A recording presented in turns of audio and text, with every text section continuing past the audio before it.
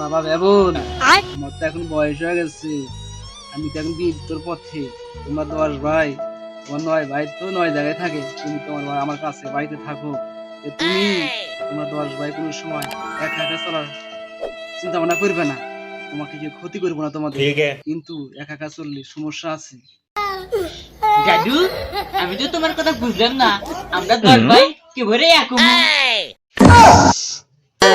এই আহাম্মক বেড়াক নিয়ে আর পারলাম না।